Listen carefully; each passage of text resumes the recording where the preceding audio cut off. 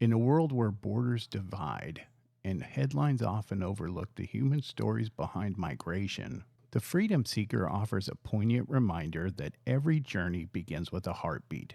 On this week's All Along the Bell Tower, I sat down with Ruchira Gupta to explore the heart behind the novel The Freedom Seeker, a harrowing quest for safety, belonging, and the enduring strength of family. I wrote this book about 3 years ago, and it was when, the zero tolerance had just been imposed, the deterrence had been put into place, and there were families who could not meet each other because, visas were slowing down for them, political asylum was harder, and on the news relentlessly was just after I Yeah. finished writing, just before I'd finished writing, was all the news about children in cages, people flocking at the border and being turned away. So I wrote the book just after that. And, I had read two articles in newspapers about two different Indian families trying to get into America.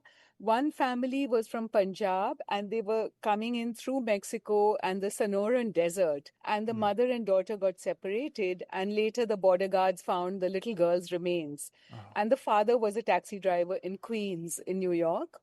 And the other family was coming from Gujarat via Canada into America in the dead of winter, and they froze. So I was, I knew the face of migration, but most of it was mostly people from Latin America and Central Sure. America. So I was intrigued. I was also interested in why these families were coming in such harsh conditions into America. So I began to research, and I found that the third largest number of migrants to the United States are Indians. Wow. First is Mexico, second Cubans, and the third is Indian. So that was surprising to me. Yeah. And then I found that many are seeking political asylum because of discrimination in Yeah. India, either religious intolerance or caste discrimination, which led to economic hardships and sometimes even like danger. Yeah. And so they were looking for safety and home in America because of that.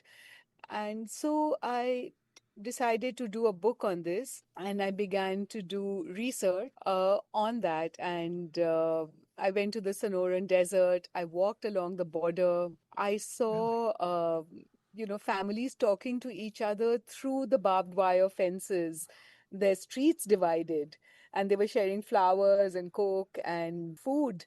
And then I walked the desert. It was really hard to walk in the sand, and I experienced the blazing heat, but I also experienced thirst. And then I saw that there were, human beings who were connecting, as I told you, like through the Mm-hmm. barbed wire.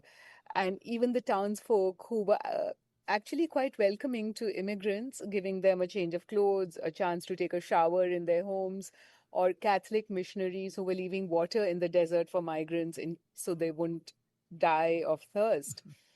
And I wanted to write about that because I thought it's very important for people to know, there are small acts of kindness which human beings do for each other, which are actually quite practical Mm-hmm. and can be more heroic forms of resistance than just marching on the streets. Also, when we feel daunted by very big problems, we think we can't do anything, but we should not get paralyzed. We should do what we can where we are.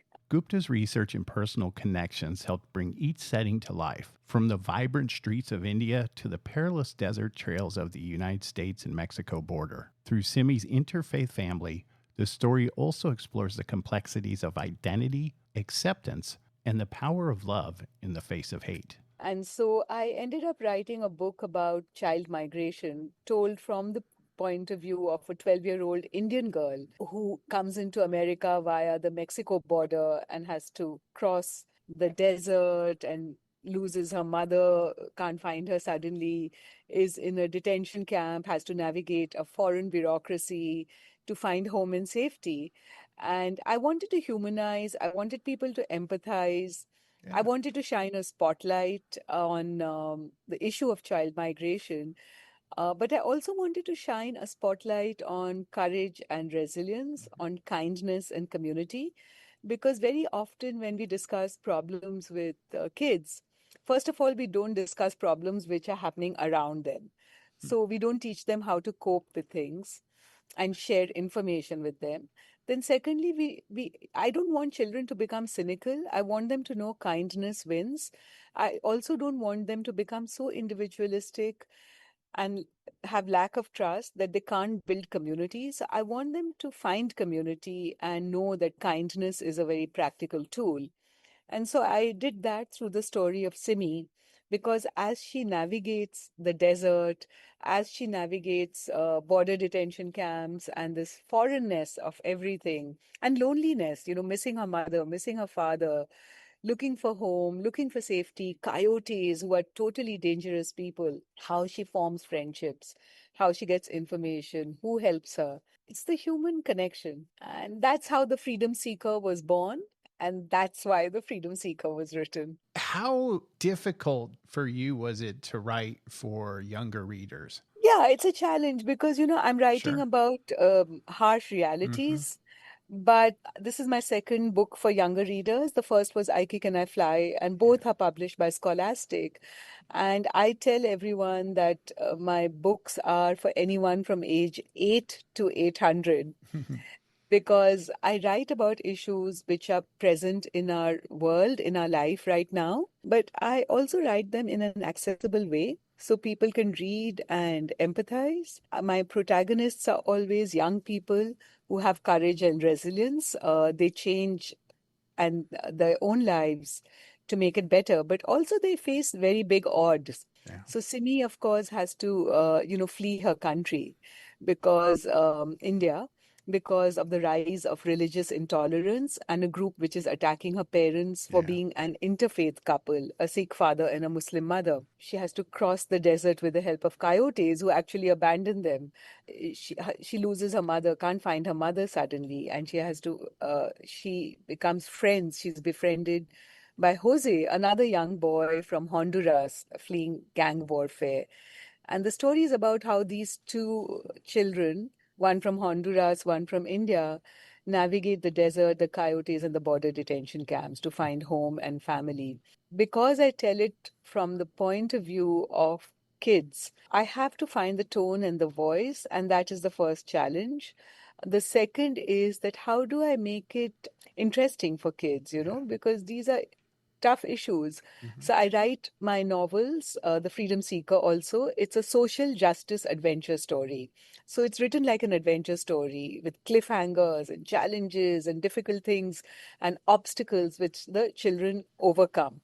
And every chapter ends like in a cliffhanger. So it's written very fast paced, like a page turner. If you could sit down with Simi today, what would you tell her? I would tell Simi that I admire her, I'm Mm-hmm. inspired by her, and I would tell her go talk to other children and tell them your story so they can lose their fear, they can find courage and resilience and kindness and community. Because remember, there are 18 million children in the United States right now who are living with at least one immigrant parent, Mm-hmm. and they are scared that either they will be deported or a loved one will be deported. And because of the fear, many are taking decisions like not going to school, not playing in the park. Yeah. And this means their present is affected, becomes a smaller world. Also, their future is affected. Yeah. And the ecosystem, other children who they know, their friends, their classmates are also affected by this fear, as are their teachers and parents. So many people are living in fear. And fear is a bad place to make plans from. We should make plans from hope. Yeah. And I want Simi to go out and tell other children that, you plan from hope, don't plan from fear. The Freedom Seeker is more than a novel. It's a call to empathy, a celebration of resilience, and a tribute to the unbreakable bonds of family. For listeners, readers, and communities across Texas and beyond, Simi's journey is a reminder that freedom is not a destination, but a shared responsibility.